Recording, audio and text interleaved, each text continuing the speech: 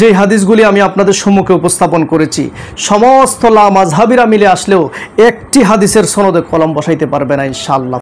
আলহামদুলিল্লাহি ওয়াহদা ওয়াসসালাতু ওয়াসসালামু আলা মান লা নাবিয়্যা বা'দা, আম্মা বা'দ। কাছে এবং দূরে, দেশ ও প্রবাসে যে যেখান থেকে দেখছেন সবাইকে জানাচ্ছি আন্তরিক মোবারকবাদ।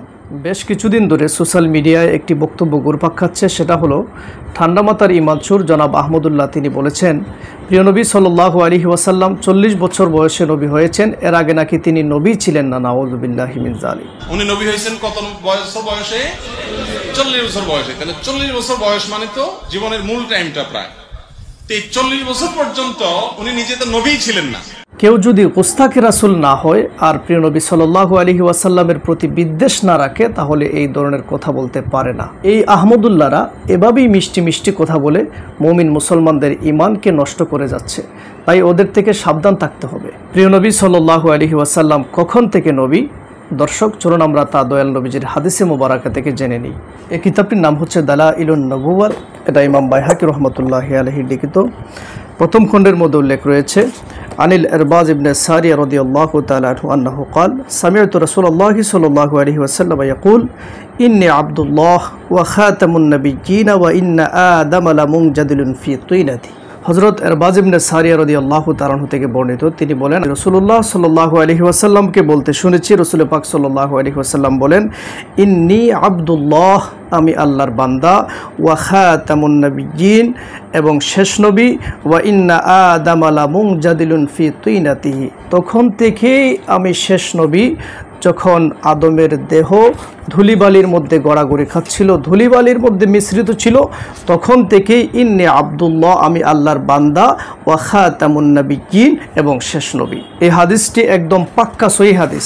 এই হাদিস থেকে স্পষ্ট প্রমাণ হয়ে যায় প্রিয় নবী সাল্লাল্লাহু আলাইহি ওয়াসাল্লাম তখনও আল্লাহর বান্দা এবং শেষ নবী ছিলেন যখন আদমের দেহ ধুলিবালির মধ্যে গড়াগড়ি খাচ্ছিল, মিশ্রিত ছিল, তখনও তিনি আল্লাহ পাকের নিকট আল্লাহর বান্দা এবং শেষ নবী হিসেবে ছিলেন। তাই প্রিয় নবী সাল্লাল্লাহু আলাইহি ওয়াসাল্লাম 40 বছরে নবী হয়েছেন, এই কথা বলা এটা সম্পূর্ণ গুস্তাখি, প্রিয় নবী সাল্লাল্লাহু আলাইহি ওয়াসাল্লামের সম্মানের উপরে আঘাত করা। এই হাদিসটি আরও অনেক কিতাবের মধ্যে উল্লেখ রয়েছে। মাজমাউজ জাওয়াইদের মধ্যে আল্লামা ইমাম নুরউদ্দিন হায়সামি রহমতুল্লাহি আলাইহি তিনি উল্লেখ করেছেন, মাওয়াহিবুল্লাহ দুনিয়ার মধ্যে উল্লেখ রয়েছে, এবং খাসায়েসুল কুবরার মধ্যে আল্লামা ইমাম জালালউদ্দিন সুয়ুতি রহমতুল্লাহি আলাইহি উল্লেখ করেছেন। আল মুস্তাদরাক আলা সহিহাইনের মধ্যে ইমাম হাকিম নিসাপুরি রহমতুল্লাহি আলাইহি তিনি উল্লেখ করেছেন। আরও অসংখ্য কিতাবের মধ্যে এই সহিহ হাদিসটি উল্লেখ রয়েছে।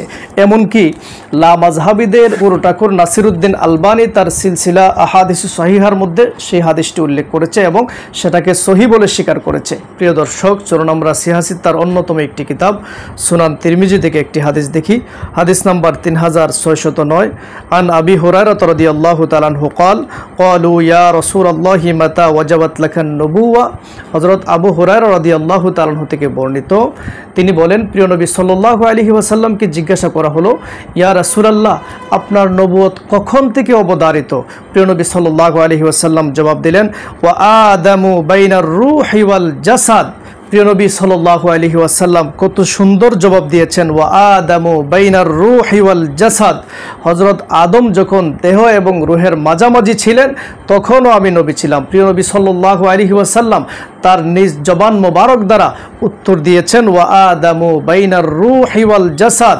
তিনি বলছেন যে হযরত আদম যখন রূহ এবং দেহের মাঝামাঝি ছিলেন তখনও আমি নবী ছিলাম। সুবহানাল্লাহ। এর পরেও কিছু বেঈমানের গোষ্ঠী, ওরা প্রিয় নবী সাল্লাল্লাহু আলাইহি ওয়াসাল্লামের সম্মানকে সহ্য করতে পারে না। ওরা প্রিয় নবী সাল্লাল্লাহু আলাইহি ওয়াসাল্লামের সম্মান তো বলেই না, সহ্যও করতে পারে না। ওরাই শুধু বলতে পারে যে প্রিয় নবী সাল্লাল্লাহু আলাইহি ওয়াসাল্লাম 40 বছর বয়সে নবী হয়েছেন। এটা তারাই বলতে পারে যারা গুস্তাখে রাসূল। এই হাদিসটিও একদম পাক্কা সহিহ হাদিস।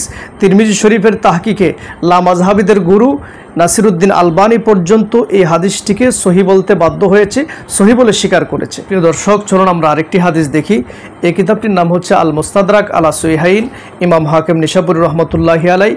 এটা দারুল ফিকর বৈরুত লেবাননের ছাপ 3য় খণ্ড। সেখানের মধ্যে উল্লেখ করা হয়েছে, হযরত মাইসারা থেকে হাদিসটি বর্ণিত, প্রিয় নবী সাল্লাল্লাহু আলাইহি ওয়াসাল্লামকে জিজ্ঞাসা করা হয়েছে, মাতা কুনতা নাবিয়্যা, ইয়া রাসূলুল্লাহ, আপনার নবুয়ত কখন থেকে? সেখানেও উল্লেখ রয়েছে, প্রিয় নবী সাল্লাল্লাহু আলাইহি ওয়াসাল্লাম জবাব দিয়েছেন, ওয়া আদামু বাইনার রূহি ওয়াল জাসাদ, ওয়া আদামু বাইনার রূহি ওয়াল জাসাদ। হযরত আদম যখন দেহ এবং রূহের মাঝামাঝি ছিল তখনও আমি নবী ছিলাম। এই হাদিসটি উল্লেখ করে ইমাম হাকিম নিশাপুরি রহমতুল্লাহি আলাইহি তিনি বলেছেন, হাদা হাদিসুন সাহিহুল ইসনাদ, এই হাদিসের সনদ সহি। হাদা হাদিসুন সাহিহুল ইসনাদ, এই হাদিসের সনদ সহি।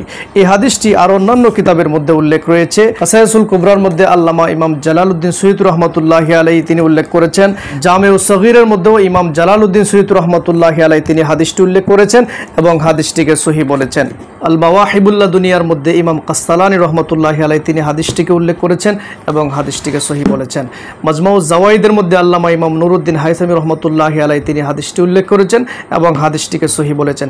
আরও অসংখ্য কিতাবের মধ্যে উল্লেখ রয়েছে। এমনকি বর্তমান সময়ের লামাযহাবিদের গুরু ঠাকুর নাসিরউদ্দিন আলবানী তার সিলসিলা আহাদিসি সহিহার মধ্যে হাদিসটি উল্লেখ করেছে এবং হাদিসটিকে সহি বলতে বাধ্য হয়েছে, সহি বলে স্বীকার করেছে। যে হাদিসগুলি আমি আপনাদের সম্মুখে উপস্থাপন করেছি সমস্ত লামাযহাবিরা মিলে আসলেও একটি হাদিসের সনদে কলম বসাইতে পারবে না ইনশাআল্লাহ। প্রত্যেকটি হাদিসের সনদ সহি। এই সহি হাদিসগুলি থেকে স্পষ্ট প্রমাণ হয়ে যায় প্রিয় নবী সাল্লাল্লাহু আলাইহি ওয়াসাল্লাম 40 বছর বয়সে নয়, যখন আদম দেহ এবং রূহের মাঝামাঝি ছিল তখনও প্রিয় নবী সাল্লাল্লাহু আলাইহি ওয়াসাল্লাম নবী হিসেবে, আল্লাহর বান্দা হিসাবে মহান আল্লাহ পাকের নিকট ছিলেন। তাই প্রিয় নবী সাল্লাল্লাহু আলাইহি ওয়াসাল্লাম 40 বছর বয়সে নবী হয়েছেন।